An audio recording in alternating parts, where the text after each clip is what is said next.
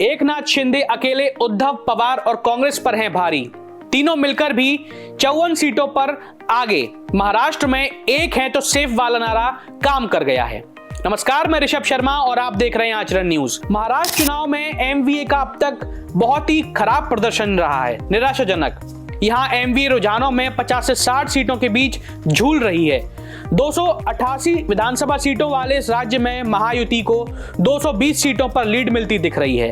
राज्य में सरकार बनाने के लिए 145 सीट चाहिए। महाराष्ट्र में विधानसभा चुनाव के नतीजे राज्य में राजनीतिक सुनामी लेकर आए हैं। इस राज्य में सीएम एकनाथ शिंदे की अगुवाई में बीजेपी, शिवसेना और एनसीपी अजीत पवार का गठबंधन महायुति प्रचंड जनमत के साथ वापसी कर रहा है।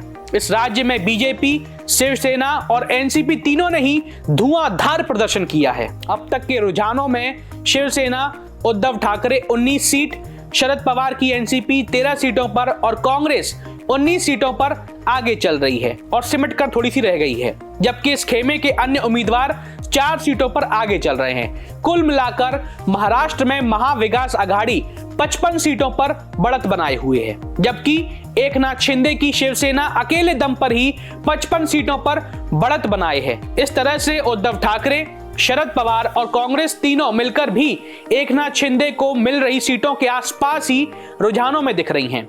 रुझानों में शिंदे अकेले इन तीनों में से कभी आगे हो जाते हैं तो कभी बराबरी पर आ जाते हैं, तो कभी इन एक साथ सीटों के आगे पीछे चलते रहते हैं।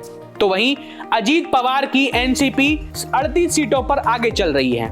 बता दें कि महाराष्ट्र में 20 नवंबर को सभी 288 सीटों पर एक साथ मतदान हुआ था। यहां पर सत्तारूढ़ महायुति में शामिल बीजेपी ने 149 सीट, एकनाथ शिंदे की शिवसेना ने 81 सीट और अजीत पवार के नेतृत्व वाली एनसीपी ने 59 सीटों पर चुनाव लड़ा था। एमबीए में शामिल कांग्रेस 101, शिवसेना उद्धव ठाकरे 85 और एनसीपी शरद पवार 86 सीटों पर चुनाव लड़ी थी। और इधर एकनाथ शिंदे ने महाराष्ट्र में सीएम पद के लिए एक बार फिर से अपनी दावेदारी पेश करी है।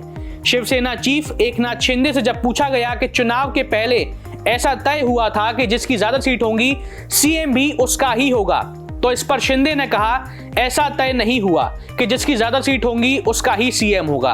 अंतिम आंकड़े आने के बाद सभी पार्टियां बैठकर बात करेंगी, निर्णय करेंगी, तब जाकर सीएम का नाम तय होगा कि कौन होगा महाराष्ट्र का नया मुखिया।